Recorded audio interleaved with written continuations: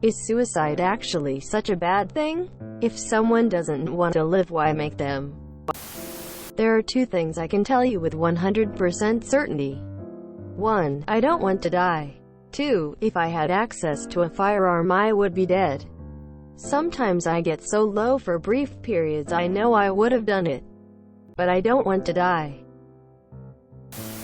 Suicide is not black and white. The issue is complex, and simplifying it that people who want to suicide are 100% sure about it is not helping. In reality, it is a case-by-case scenario. Some people legitimately have depression, which is actually a mental illness that you can cure, manage with therapy and help. Due to change of mind and the reasonable comments pointing out there is no cure for depression, but you can manage it and live with it. Sorry for downplaying depression. I did not intended to. I myself want to be cured from it. Even so, depression is only one of my problems. Some people are in a situation in their life that makes them constantly suffer with diseases or generally a shitty life. Guns death are so high in America also because of suicide. With a gun, changing your mind after pulling the trigger is generally impossible. Jumping from a high building is much more difficult, or hanging yourself. The majority fail to kill themselves due to changing their mind. It is absolutely necessary to understand that some people actually find a reason to live after a suicide attempt. Don't romanticize suicide, but also don't judge people who want to do it. Assisted suicide is a different topic that is even more complex. As a survivor, I can say that when you get that low, you're just in a deep black hole, and even if you try to climb out, it feels like you're just sinking deeper. I took a near-fatal overdose. Nobody was aware anything was wrong with me until I collapsed in seizures. I can safely say that my parents saved my life by giving CPR and keeping me alive until ambulance arrived and took over. I was living abroad with a boyfriend, was miserable in a foreign country, and he was emotionally abusive, and one day came home and told me he was done with me and gave me a flight ticket home. I was back in my own country next day, alone, heartbroken, not a penny to my name, and with just a small bag of clothes. It was 2 weeks after that I tried to take my life. After the event, I managed to get a little flat, adopted a kitten, and it was just us for 2 years until I met my now husband. Nowadays I'm married for a year. My husband is my soulmate. He's my perfect partner. We're a team and always have each other's back and trying for a baby. 5 years ago, I never would have imagined things getting this good. That I'll meet someone who loves me as much as I love him. That I'll feel safe and protected. I've also thanked my parents for protecting me in the worst moment of their lives. As some people have put it, it's not a simple issue. One of the main issues with suicide is the lack of a clear mind. The brain has designed itself in a way that you literally cannot do some things because of the harm it will cause you. Your brain and body has built in a fail-safe system that means when you start to do something that will cause death, which is against the brain's main function, survive, it triggers actions that will rectify that. Hungry, get food. Sleepy, go to bed. Thirsty, go drink something, etc. So when someone becomes so ill that they manage to override that part of the brain's basic function, they won't have a clear mind. So they won't be making a decision based upon all the information in front of them and with all of their options known to them. I've been suicidal, and I can say even now I still have that part of my head that tells me I would be better off dead. It's really tough to battle your own mind telling you that you aren't worth enough time and energy to even look after yourself. And it's tougher when you feel you can't ask anyone for aid. There will be situations where assisted suicide is an option.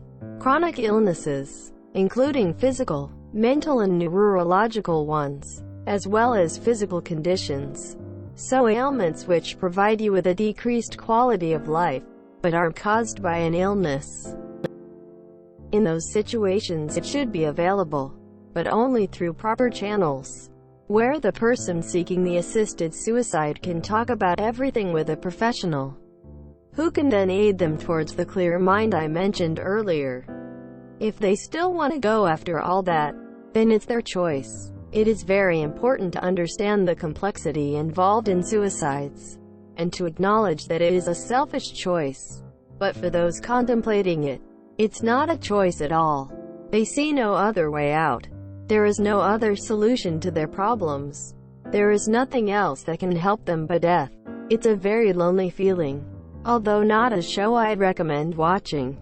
But BoJack Horseman had a poem in it that covered the regret of attempting suicide.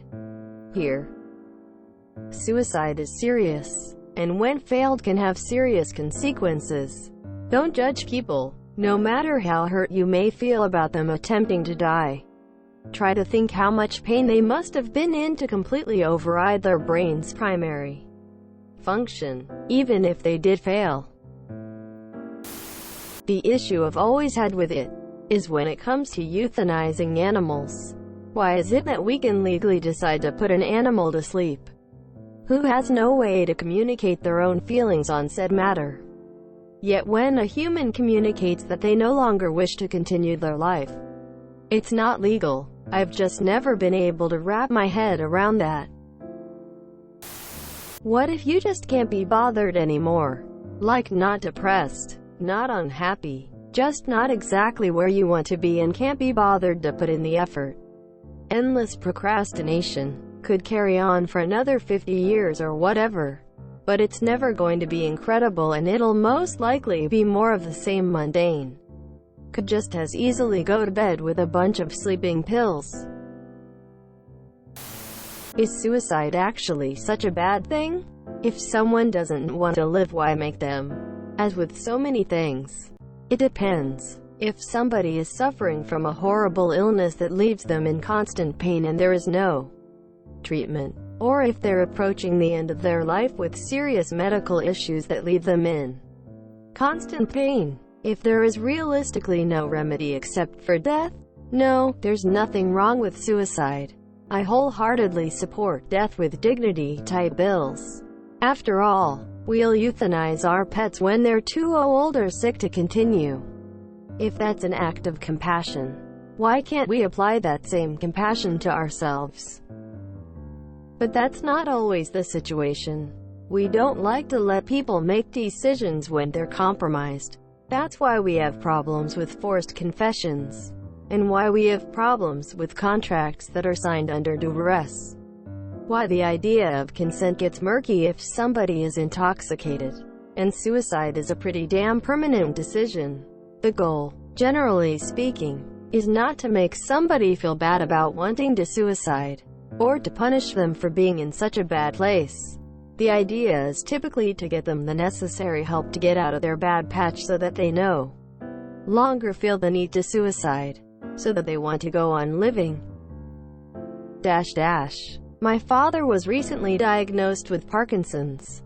It's a degenerative disease, and the odds are pretty damn good that he'll wind up with some sort of assisted suicide someday. It's a little depressing, but we all die eventually, and I really don't want to see him suffering.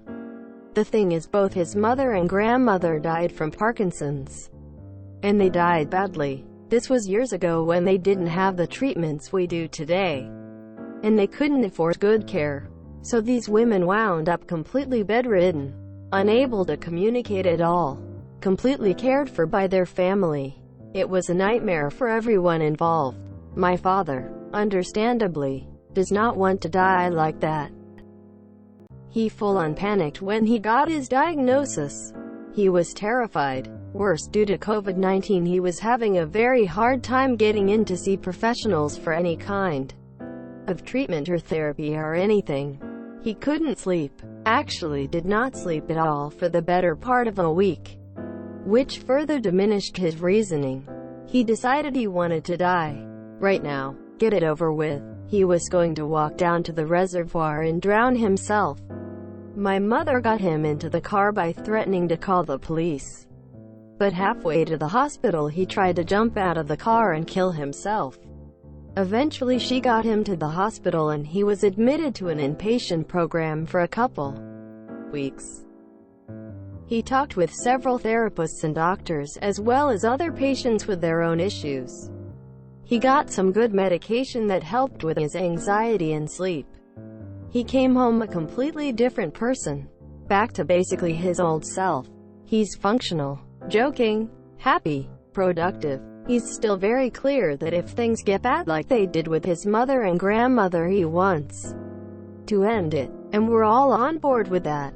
But that isn't today. Because people like to think they know what's best for you despite never walking a mile in your shoes. They cannot wrap their heads around someone not caring enough to live. They don't want to believe a life isn't worth living. They cannot imagine someone choosing death over life. To die is to enter the unknown, and people are petrified of that shit. Anyone willing to commit suicide must be out of their fucking mind to do something so terrifying. I'm playing devil's advocate. Mind you, I have severe depression, all that jazz, mediated therapy. Anyways, I feel like it's kinda like when someone's older and they need surgery, and it could be risky, but the person's family wants to risk any grief to keep that person alive. That's why some people say no, they just don't want to do it anymore, and sometimes that's how people are about life. I know I'll get backlash or lots of dumb comments. I'm just giving a different point of view. Most of the time, I just don't want this brain, this body, and most importantly, this life. It's not that I want to die. I just don't want this life anymore. I think we prevent people from committing suicide just so that we can extract value from them, even if they don't want to. People are valuable in one way or another. Also, people who are close to the victim do not want to feel guilty. These are the reasons I feel why we as a society try to prevent suicide. I've had depression for years and am suicidal. And I completely stand for that. You should be allowed to. By the way, I take medicine and you can't cure depression. It never goes away. It's your life, your pain, your horrible experiences. ECT. Yes, you would hurt people who care about you. But I find it selfish of them to pressure and guilt me into keep living in agony. Not me being selfish for wanting to die. A freedom in which I should be allowed to have because it's my body and life. Good question. And a rough dilemma. Suicide might sometimes be a permanent solution to a temporary problem. But shouldn't everybody have autonomy over his or her life? Your view on suicide is a moral view, formed from your own perspective. As it is moral, people can have different views, and those views are both equally defensible. So it comes down to personal choices. Why are we allowed to state that live itself is enough to live? How can we, as outsiders, measure the unhappiness of other individuals? We can't know if it is a temporary problem, or a well-chosen decision. Shouldn't every individual have the freedom to decide what to do with their own life? After all, freedom is one of the greatest things we should have. That said, what if it is a temporary phase of being depressed? Could some help be enough? How much do you allow freedom as a choice like this? Respecting autonomy is irreversible. But so is a wasted life of someone being truly unhappy. I think about this dilemma a lot, and I can't make up my mind. I tend to. It's your life. It's your choice. It's your freedom. It's your responsibility. It are your consequences.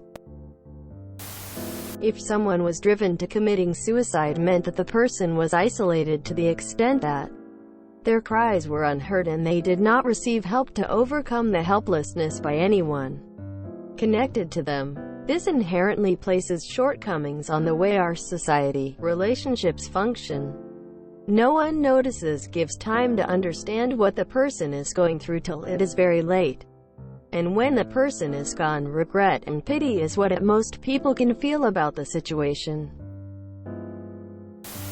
This might come too late and no I will read, but whatever. I have found I don't care about my life. I won't make something of myself. I have no passion. I have no drive. I just work my job day in day out. My mom attempted suicide when I was in high school, and later found out Dad tried to make it succeed so he wouldn't lose money in a divorce. After seeing the fallout, I can say I won't kill myself because I've seen how family and friends take it firsthand. And for me, honestly, it kind of sucks because now life just feels like a burden to me. I don't want to keep going, but my friends would be crushed, so I stick it out for the others in my life. I don't know if this means anything to anyone, but I wanted to share, I guess. The simplest answer I've heard is that suicide, for depression reasons, is a permanent solution to a temporary problem. If someone doesn't want to live, why make them? This part is actually simple. Death of other people makes oneself feel bad, so they'll do anything to prevent that. Preventing suicide is an act of extreme selfishness. It may be unpopular opinion, but I often wondered why we expect some people to continue to live and suffer just so other people don't have to be sad.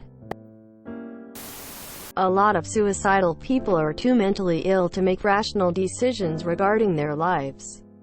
My cousin killed herself, but she was so unwell that the coroner put death by misadventure on her death certificate. She wasn't capable of making a life-death decision at the time because of her illness.